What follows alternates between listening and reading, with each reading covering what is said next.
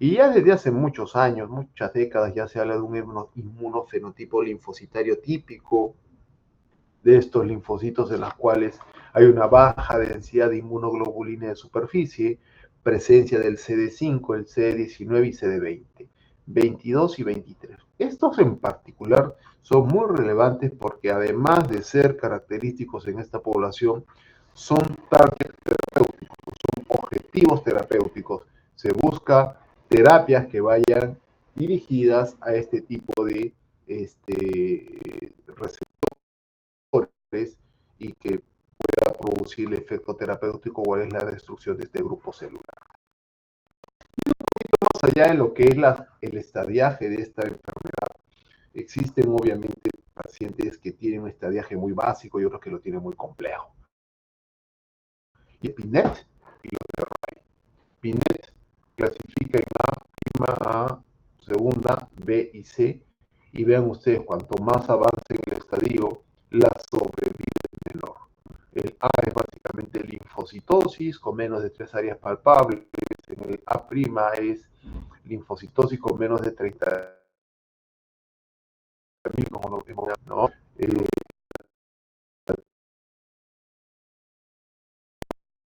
de 12 áreas palpables y obviamente en el C, igual que el B, pero en ella ya se asocia a anemia, que hemoglobina menos de 10 y trombocitopenia menos de 100.000.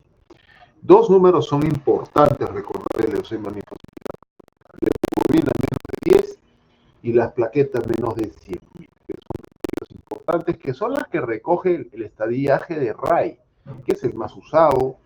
Tanti Ray es un profesor que lo conocemos, es muy amable,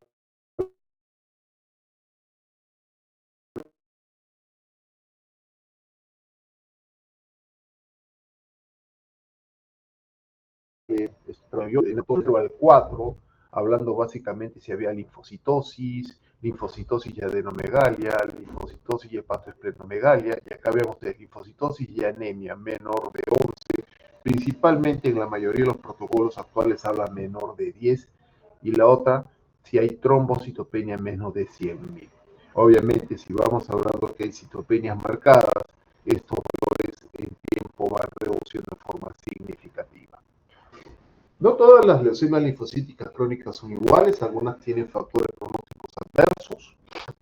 Adverso será pues si el RAI es alto, 3 o 4, el binete C, eso es obvio.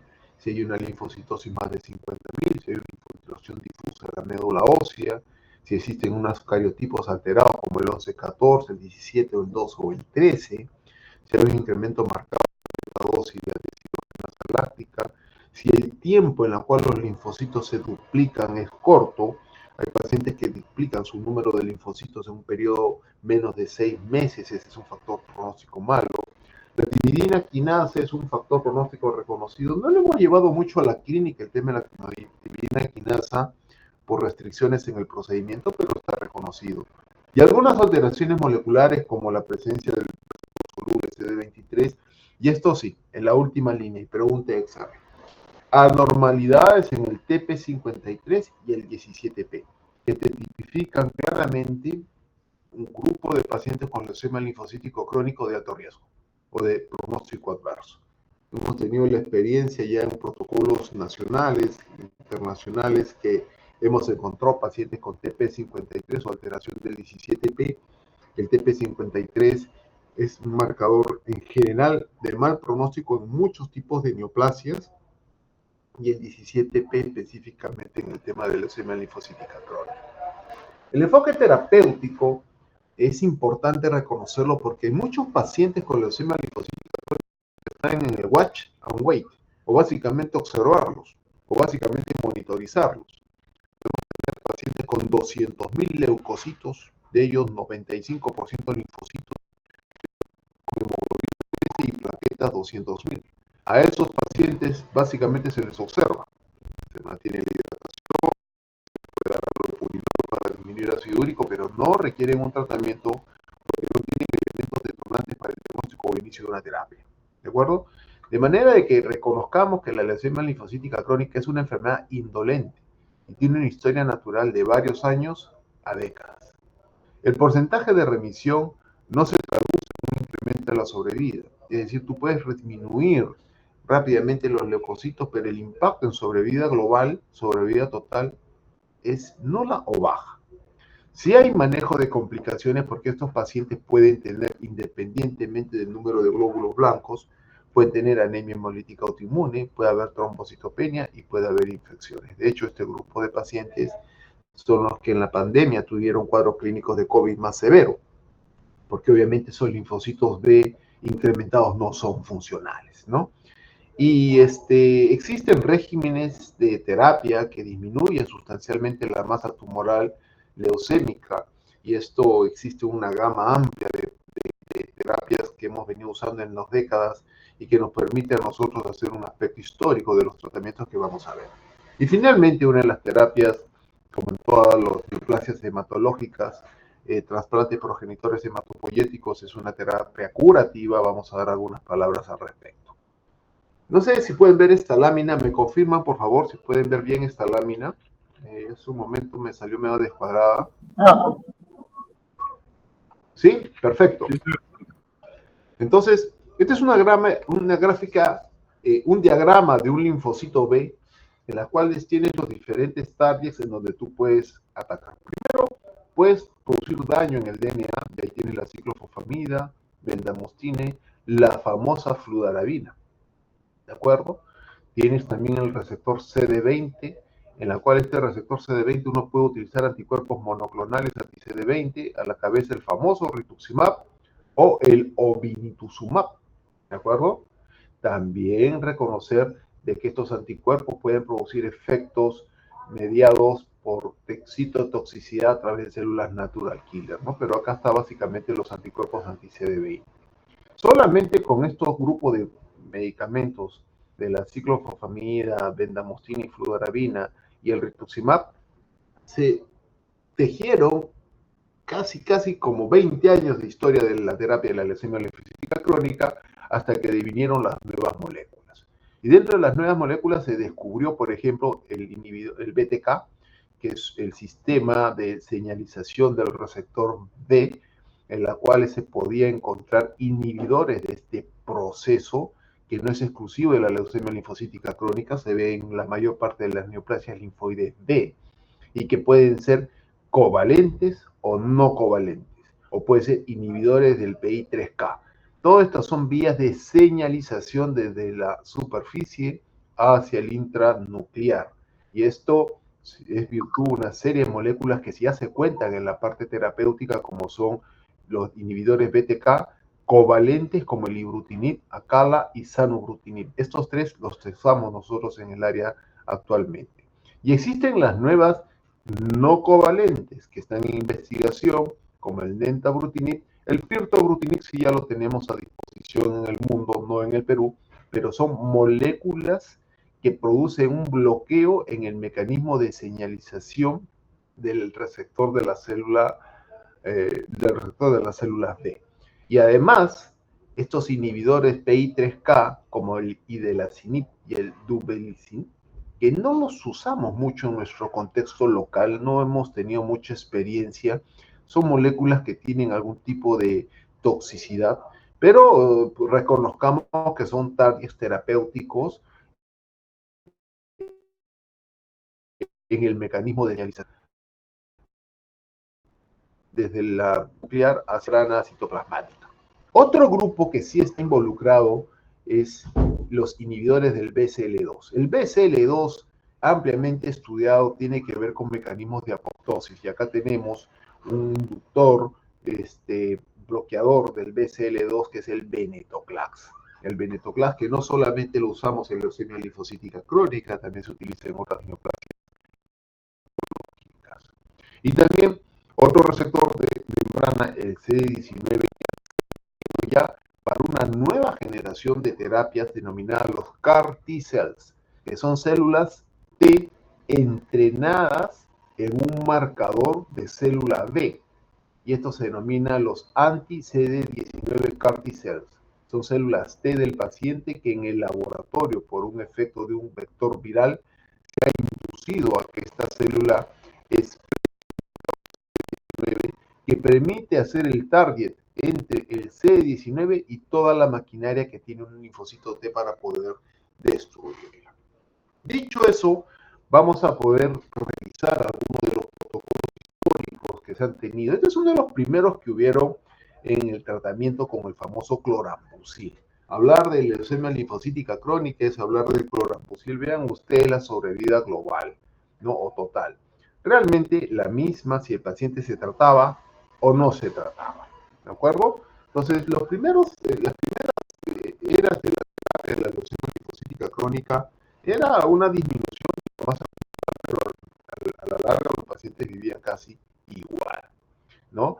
Hubieron posteriormente otros regímenes terapéuticos como la combinación ciclo-oncomiprednisona o adriamicina-prednisona o el famoso CHOP o el mini-CHOP o el POACH, que es la combinación con citarabina.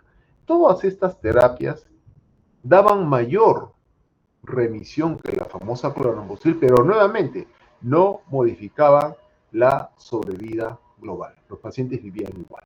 Entonces, se trataban pues de terapias citorreductoras, pero que no hacían modificación en el comportamiento de la sobrevida global de los pacientes, hasta que llegan los análogos de la purina y a la cabeza la fludarabina. Este medicamento que comienza a ser utilizado, yo era residente y comenzaba la fludarabina a ser utilizada ya en el año 97, 98, previo al cambio del milenio.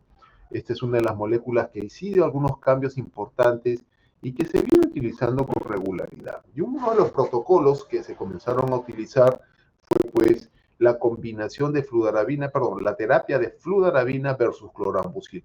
Acá claramente un head-to-head, fludarabina versus clorambucil, mostraba que la famosa clorambucil inicialmente utilizada en la leucemia linfocítica crónica, bueno, fludarabina tenía casi 10 veces más de respuesta, 9 veces más de respuesta, y las respuestas globales eran mucho, mucho mayores. Y acá, nuevamente, cuando se lleva esto al contexto de la sobrevida global, sí se pueden notar algunas diferencias en cuanto a la sobrevida global. Y esta fue una de las primeras moléculas que cambió la historia de la leucemia linfocítica crónica cuando ingresa. Se dan cuenta de que modifica y hace que las personas vivan más, ¿no? Controla la enfermedad y vivan más. Y estas curvas de Kaplan-Meier permiten ver esas comparaciones. Bueno, no quedó ahí la historia, ¿no? La historia fue avanzando porque no solamente la fludarabina fue utilizada como monoterapia y se fue combinando. Y acá nosotros, como el grupo latinoamericano, miren ustedes, 2005, con el doctor González, Daniel Barc y varios colegas, acá estábamos nosotros, Sergio Giral, Jorge Castillo, Raúl Gabús, el doctor Caubi del Hospital Rebayati. Entonces hicimos una evaluación de una combinación de fludarabina con ciclofosfamida. Vean ustedes, ya se trataba no solamente de rescatar la fludarabina, sino combinarla con la ciclofosfamida. Y acá los resultados fueron muy interesantes cuando uno ve niveles de respuesta. Primero, hubieron un gran grupo de pacientes, la mayor parte argentinos, también peruanos y uruguayos, y vean ustedes los niveles de respuesta global, ¿no? Cuando uno ve estos números, si bien es cierto, son un corto periodo de tiempo, se dan cuenta de que los pacientes pues tienen una importante proyección de una sobrevida global mayor que inclusive fludarabina. Y esto era básicamente fludarabina, ciclofosfamida, en el contexto de los pacientes con frontline, que significa primera línea de terapia, ¿no? Ahora, obviamente, sobre los resultados comenzaron a aparecer nuevas combinaciones, ¿no? Y estas combinaciones fue en base a los diferentes receptores que comenzaron a verse y evaluarse en la célula B. Y en la célula B, recordemos que había un receptor muy importante, el CD20, el CD19, y este CD20, también el CD52, es uno de los receptores más importantes para un tipo de medicamento que vamos a ver más adelante, que es el monoclonal anti-CD20. También fue importante ver que la respuesta no era solamente encontrar una mayor o menor en la estructura de la médula ósea, sino interesada a ver cómo se disminuye, cómo se incrementa la respuesta, inclusive a niveles ya moleculares. Entonces, inicialmente los criterios eran de reemplazo de células en la médula ósea, la respuesta morfológica, Ya después comenzaron los consensos para que exista una respuesta a nivel de PCR y se comenzaba a disminuir la enfermedad residual mínima, EMR, por citometría de flujo, que se volvió ya y es hoy por hoy el estándar. No solamente basta ver que la médula ósea haya cumplido o esté en remisión, sino que por estudios de enfermedad mínima residual se puede encontrar pues la mínima de enfermedad posible. E inclusive existen otros criterios como pudiera ser PCR que te pueden dar mayor sensibilidad a una reducción. De manera de que las terapias fueron valoradas, ¿no? Vean ustedes clorambucilo, que es lo que producía, fludarabina, que es lo que producía, y habían otros medicamentos como el alemtuzumab, que vamos a revisar en un minuto, cómo producía, e inclusive otras técnicas de tratamiento como las combinaciones o el trasplante, que disminuían este número de células de leucemia linfocítica crónica debajo del umbral de la enfermedad mínima residual negativa. Rituximab, nuevamente, es uno de los medicamentos muy rescatados en todas las neoplasias B, es la piedra angular en las neoplasias B, en linfoma del manto, en la leucemia linfocítica crónica y en toda patología que expresa CD20, ¿no? Se asoció ya conocida combinación fludarabina-ciclofosfamida, y se ve que esta tripleta de rituximab, fludarabina, ciclofosfamida fue extremadamente eficiente y publicada en el 2005 y se le conoció como el protocolo FCR. FCR es un protocolo sumamente bueno, con tasas de respuesta completa muy altas, ¿de acuerdo? Y con tasas de respuesta en médula ósea bastante evidentes, con una reducción de la enfermedad residual. Ya tiene más de 20 años de publicada por el doctor Michael Keating del MD Anderson y sigue siendo, por ejemplo, en el Seguro Social, la piedra angular de los pacientes que requieren terapia en la leucemia linfocítica crónica primera línea. ¿De acuerdo? Hemos utilizado muchos años, pero nunca llegamos al FCR pues, de primera instancia. Recuerden, primero usamos fludarabina, después la combinamos y después se llegó el rituximab y combinábamos las tres. Y se vio que habían altas tasas de respuestas en el contexto de los pacientes en primera línea. Hasta que llegó un medicamento que un poco desplazó las tasas de respuesta, que es el anti-CD52, conocido como CAMPAT, Cambridge Pathologies, que es un anticuerpo dirigido contra un CD que está en la superficie y que permite altas tasas de respuesta en pacientes refractarios. Esto como se produce mediante la acción del CD52 en la superficie de los linfocitos y la acción del alemtuzumab o CAMPAT, que permite la atracción de células para producir citotoxicidad o para activar complemento con ataque de la membrana. Y acá vean un ejemplo. Esta es una médula ósea sumamente infiltrada de células de leucemia linfocítica crónica. Son pacientes en persistencia de enfermedad y bueno, acá uno comienza los tratamientos.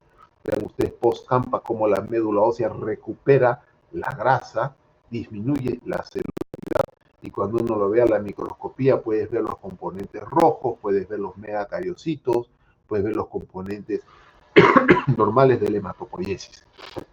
De manera que este medicamento alemtuzumab fue un elemento importante en su momento, pero tenía un inconveniente, que era la reactivación del citomegalovirus. Recordemos que estos pacientes pueden ser asientos de infecciones y uno de los que se observaba en ellos era la reactivación por citomegalovirus, ¿no? Muchos pacientes fueron tratados en el contexto de la refractariedad, porque hay pacientes que le das la primera línea fludaraciclorituximab, recaen y en ellos puede haber otras alternativas de tratamiento y es lo que nosotros damos con este medicamento. Tuvimos muchos tratados con este alemtuzumab. Lamentablemente ahora el medicamento fue direccionado para el uso de la esclerosis múltiple y no se utiliza mucho ya en la leucemia linfocítica crónica.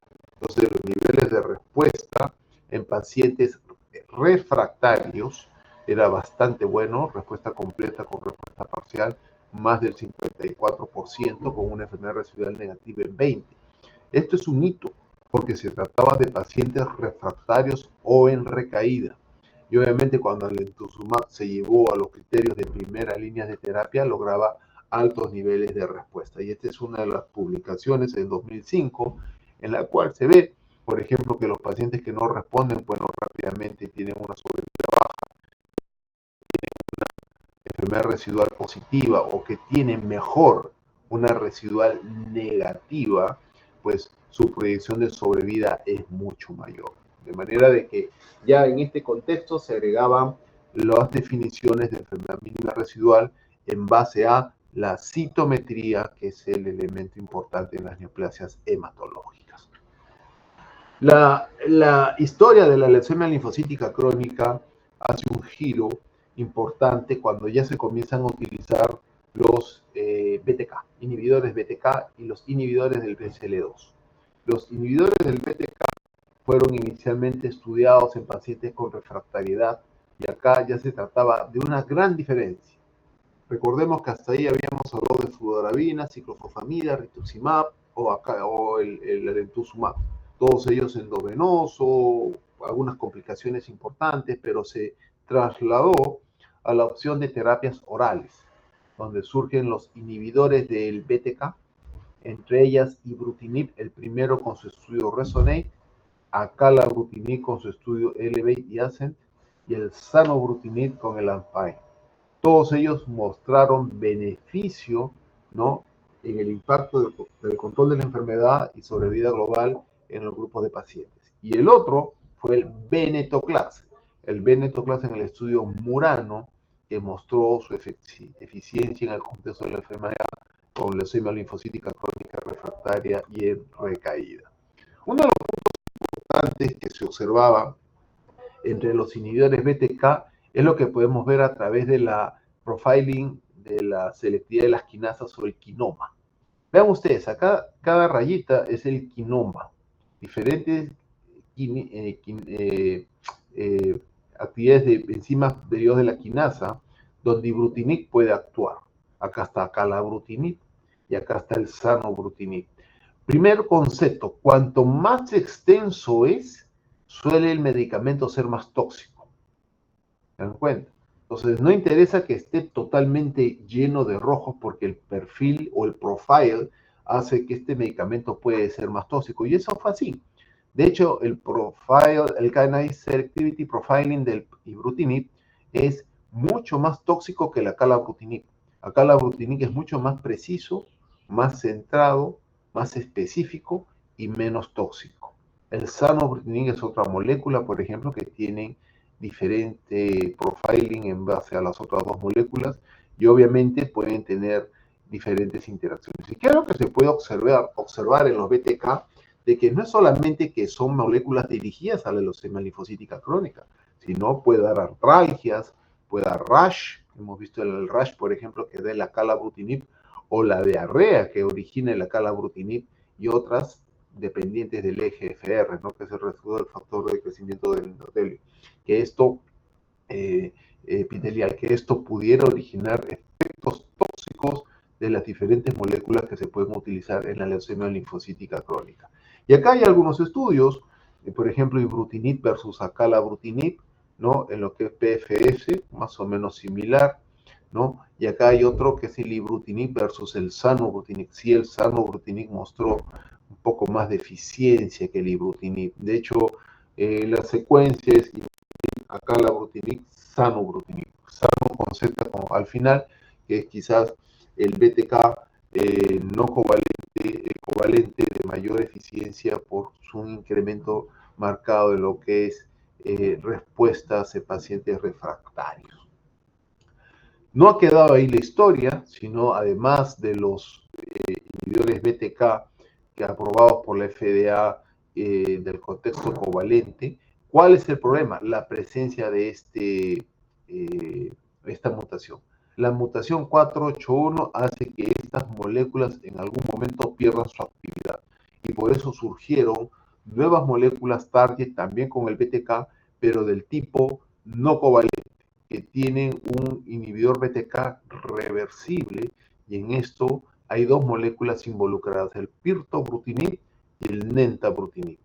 Todas estas moléculas son orales, todas estas moléculas se dan 1 o 2 veces al día, todas estas moléculas son utilizadas en forma única, que es uno de los conceptos distintos a las primeras fases de la terapia de la leucemia linfocítica crónica, que combinábamos terapias, las tripletas. No, acá nos hemos centralizado más en monoterapia oral e inclusive querer tener monoterapias de un tiempo limitado, porque muchas de estas se dan en forma indefinida. La idea es que tengan un tiempo finito de terapia. Entonces, de todas estas moléculas, existen en el mercado estas 3, y en el contexto de los no covalentes tenemos el pirtobrutinib, principalmente el nentabrutinib, que está en estudio. Este es otro estudio, fase 3, de acalabrutinib asociado a obinutuzumab. ¿Qué es el obinutuzumab? Es un anticuerpo monoclonal CD20, ¿de acuerdo? Que se combinó con el calabrutinib y vamos a ver sus resultados. Vean ustedes, en lo que es PFS, la combinación, ¿no?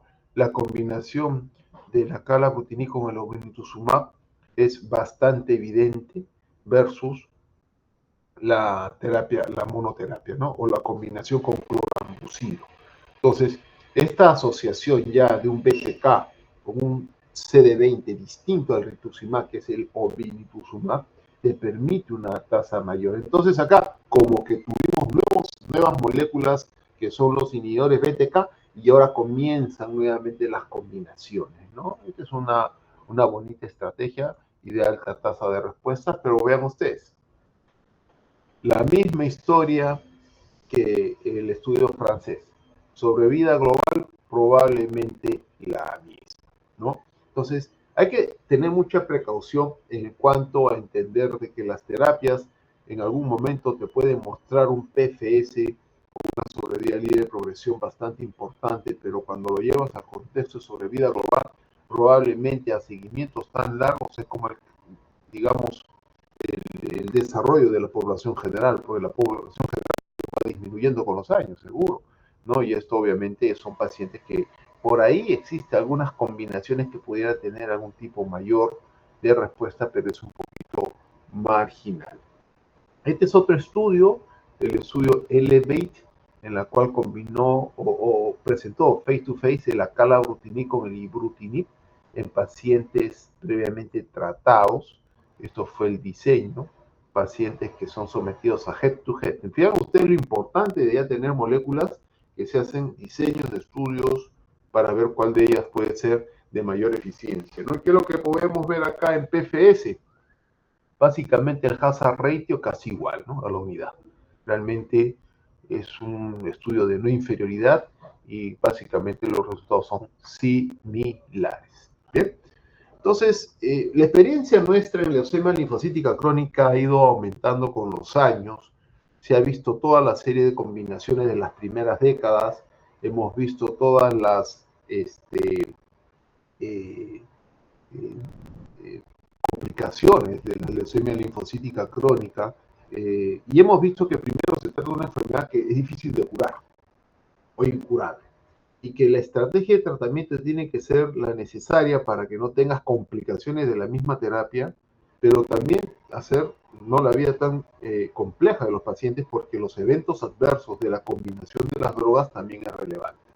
Entonces, ya hemos visto hace un momento de que los BTK han sido moléculas que permiten, en el contexto de la leucemia linfocítica crónica, el manejo con monoterapia bioral, y que existen los BTK inhibidores covalentes y los no covalentes. Y dentro de ellas existen moléculas no covalentes como el nentabrutinib, que nosotros estamos investigando en nuestra clínica angloamericana, que tiene el profiling un poquito más específico, tiene menos eventos adversos y que también tiene una acción independiente a la mutación que puede haber en el 481. Recuerden ustedes de que esta mutación 481 es muy frecuente en la leucemia linfocítica crónica en el receptor de BTK, que hace que ya las moléculas terapéuticas iniciales, los covalentes no tengan una mayor actividad y dan resistencia. En cambio, con lentabrutinib, independientemente del 481, su beneficio es el mayor. Y este es el estudio que nosotros estamos involucrados, que es el estudio Bellwave. En Perú hay 2 centros involucrados, nuestro colega el doctor Quiñones en Arequipa, a nosotros en la Clínica Angloamericana, en la cual un grupo de 200 participantes en el mundo no son randomizados a recibir lentabrutinib o acalabrutinib o ibrutinib y van seguidos con el tiempo. Vean ustedes que el diseño es importante porque son pacientes sin tratamiento previo, upfront o untreated, que no están tratados y que interesa que con una tableta oral tú puedas tener un mayor beneficio y obviamente un estudio grande podría darte resultados de un mayor sobrevida global, que es lo que se busca como objetivos en los estudios, ¿no? Buscar una sobrevida global. También se estratifica en base al 53, a la elección del 17, el estadio Wright, ver también las características según las regiones que puede cambiar, ¿no? Eso fue muy curioso porque nosotros comenzamos con el reclutamiento de pacientes. Inicialmente esto es randomizado, los pacientes eran randomizados a acalabrutinib, pero independientemente de la randomización vimos de que un grupo importante de pacientes, que el 66% tenía presencia del TP53, ¿no? Y acá los criterios para inicio de terapia son básicamente plaquetas menos de 100.000 o hemoglobina menos de 10. Si bien es cierto, 11 a 10 puede ser un, digamos, target aceptable como para iniciar tratamiento, el protocolo establecía claramente una disminución de la hemoglobina menos de 10, ¿no? Acá están las dosis que se van dando, todo es el lentabrutinib que es oral, por ejemplo, el acalabrutinib lo damos 100 cada 12, o el ibrutinib es 420, que son 3 tabletas de 144 una vez al día. Entonces, estas son las estrategias en el manejo de la leucemia linfocítica crónica, que es el llevar a opciones orales de manejo que dan un largo aliento al manejo crónico de los pacientes. Los últimos 3 slides es para hablar de estrategias no solamente frecuentes en leucemia linfocítica crónica, sino en neoplasias hematológicas, que es el trasplante por progenitores hematopoyéticos. Puede haber 3 modalidades, el autólogo, el alogénico o el singénico. Cuando uno habla de leucemia linfocítica crónica, el trasplante mayor dimensionamiento tiene el del halogénico, que es un hermano histocompatible, o un donante no relacionado histocompatible, te pueda permitir tener células progenitoras para poder tener un efecto control de la enfermedad. Y acá es una curva del CIBMTR, que es el Centro Internacional de Investigación en Trasplante de Progenitores Hematopoyéticos, en la cual se puede ver, por ejemplo, en esta línea de fondo son los Match Relay Donor, el MOP es Match Relay Donor, los trasplantes APLO, que son los 50%, y los mismatch acá en punteado azul. Y en general se puede ver que es una población que va a trasplante, pero que tiene de alguna manera un plató. Y cuando hablamos de plató en una patología, podemos hablar que hay un porcentaje importante de pacientes que logran ser curados, ¿no? Como estrategia curativa, que es la leucemia linfocítica crónica. Esta es probablemente las que menos se trasplantan, las que más se trasplantan son la leucemia linfoblástica aguda, la leucemia mieloide aguda, mieloma, linfomas y otras, pero esta sí es una estrategia de terapéutica importante en pacientes que requieren este tipo de procedimiento. ¿Quiénes serán? Probablemente aquellos que ya están en varias líneas de terapia y tenemos que buscar nuevas opciones terapéuticas. Quería no antes terminar señalando de que existe en la estrategia de terapia los CAR T-cells. Los CAR T-cells, digamos, es ya una estrategia última en la cual los pacientes son sometidos a terapias con células T autólogas que son llevadas a un laboratorio y mediante vectores virales se induce la expresión de un marcador receptor CD19 que le da a la leucemia linfocítica crónica. Esto no es exclusivo de la leucemia linfocítica crónica, como el manto, la leucemia linfoblástica aguda tipo B, y se tiene aprobación también en mieloma múltiple. Y esta es una estrategia que permite en un grupo de pacientes obviamente múltiples tratados que puedan conseguir un control de la enfermedad. Dicho eso, siempre terminamos agradeciendo. Estos son los hospitales donde hemos trabajado, nuestra alma mater, en el MD Anderson, donde también se trabajó y se estudió, en el SAM, en México, y en los diferentes hospitales nacionales, Revaliate Almenar, en Niño San Borja, donde hay una importante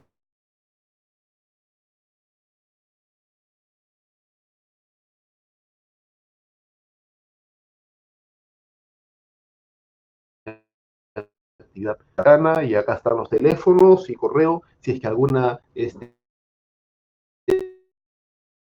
objeción con todos ustedes, gustosos de poder colaborar. Pues bien.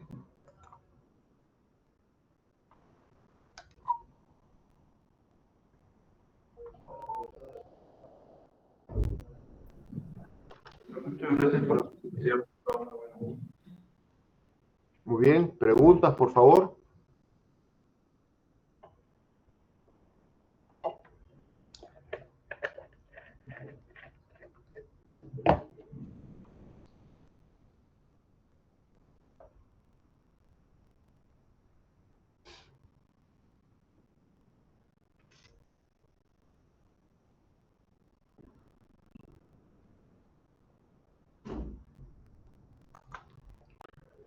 A ver si me responden esta pregunta. Número de linfocitos en LLC para el diagnóstico. Hemos mencionado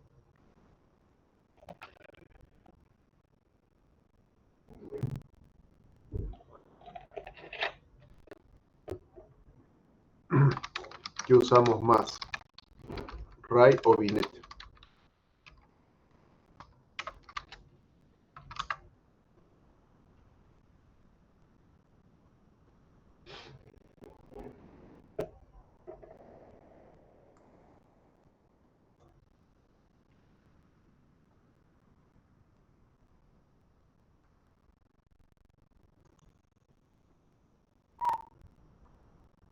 Muy bien, ¿alguna consulta, pregunta?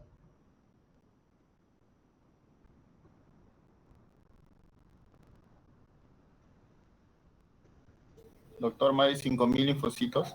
Excelente, Jonathan. Exactamente. Eso puede ser el punto de inicio como para poder sospechar en un paciente. Yo tengo un paciente que es un ex conductor del Inca, del Real Inca, ¿no?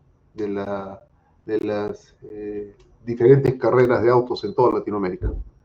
Él camina con 200.000 leucocitos, todos ellos linfos, hemoglobina 13, plaquetas 200.000, buen estado general, no tiene ganglios. ¿Lo tratamos o no lo tratamos? Toda la familia, sí, doctor, hay que tratarlo, mire cómo está, 200.000 leucocitos, pero él está así hace muchos años. ¿Lo tratamos o no lo tratamos? Fernando Silva, ¿qué opinas? Joel Equino, ¿qué hacemos? ¿Lo miro o lo trato?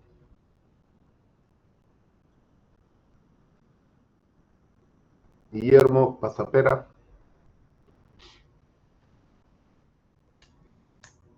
No lo trates, lo miras nomás. Recuerden ustedes que los pacientes tienen que tener datos clínicos de evolución de enfermedad, y en ello es plaquetopenia menos de 100.000, hemoglobina menos de 10, ¿no? Si el paciente está tranquilo, ni lo tratas, ¿no? Y eso es lo que vamos haciendo a los pacientes, los cita cada 2 o 3 meses y lo vas viendo, ¿no? ¿Qué pasa si un paciente tiene anemia hemolítica? ¿Lo trato o no lo trato? Con leucemia linfocítica crónica. No es criterio de tratamiento. Tú puedes tratar la leucemia linfocítica crónica, puedes tratar la anemia hemolítica, pues no es un criterio de tratamiento. ¿Ah? Y bien, la idea actual es de buscar terapias que impacten en la sobrevida global. Tú puedes reducir la enfermedad, pero al final viven en lo mismo. Entonces, el impacto de la sobrevida global es el target o es la estrategia de todas estas terapias. Y si uno ve la historial del clorambucil a las nuevas moléculas, pues esto se ha disparado, ¿no? Y ya las curvas están muy altas. Cuando nosotros hicimos el 2005 esta experiencia de fludaraciclofosfamida en Latinoamérica y vimos que las tasas estaban sobre 95% a los 4 años, estábamos muy convencidos que esa terapia era la que iba a perdurar. Pero el problema era de que los pacientes pueden tener recaídas y lo que se necesitaba era básicamente seguirlo en el tiempo, ¿no? Así que hay mucha estrategia terapéutica en relación al tiempo que quiere seguir al paciente. Si el paciente lo quiere seguir por poco tiempo, no es lo mismo. Es diferente en leucemias linfoblásticas agudas, ¿no? O la leucemia mieloide aguda. Tú tienes un todo o nada. Tienes que dar un tratamiento y tienes que tratar rápidamente a tu paciente. Esto no. Esto te da más de largo aliento. De más largo aliento porque estas leucemias linfocíticas crónicas no requieren la agresividad de las terapias. Y esta es una pregunta para ustedes, ¿eh? ¿Por qué le llamamos crónico? ¿Por el tiempo o por la morfología de las células? Repito, le llamamos... La morfología, doctor. ¿Por la morfología o por el tiempo? Guillermo. Por la morfología de las células. Excelente, Guillermo, por la morfología. ¿Ok? No, el crónico no es porque es de 6 meses, 10 meses, 15 meses. El crónico es por la morfología. Agudo tiene la característica blástica. ¿De acuerdo? Célula grande, transformada, con nucleolo, con cuerpos de agua. Esa es la aguda. ¿Ya? En cambio, el crónico tiene célula pequeña, linfocito pequeño. O leucemia mieloide crónica, todos son diferenciados, pequeños, y no hay variación de la morfología. Por eso, el concepto es morfológico más que tiempo. ¿Bien? Perfecto, listo. No sé si tienen alguna pregunta, si no me la hacen saber y seguimos trabajando por acá. Gracias. Doctor, muchas gracias por la clase. Disculpe, ¿podría compartir su diapositiva para pasar el cinema? Yo creo que sí. ¿A quién se lo mando? ¿Hacia el delegado? Sí, doctor, por favor. Contigo estoy, 164, ¿quién es? Yo, doctor. Ya, Guillermo, te lo mando. ¿Cómo no? Claro que sí, gracias. Listo, doctor, muchas gracias. Ya, adiós, gracias.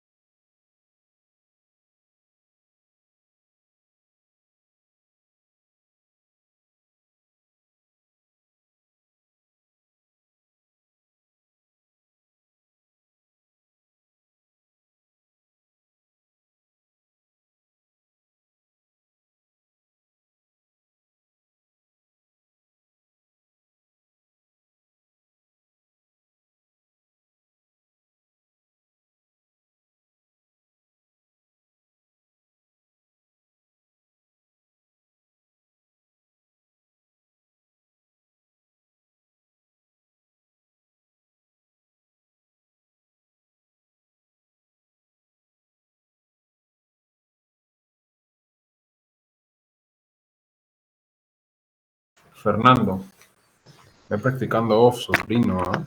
Revisado estás, ¿ah? Off titular.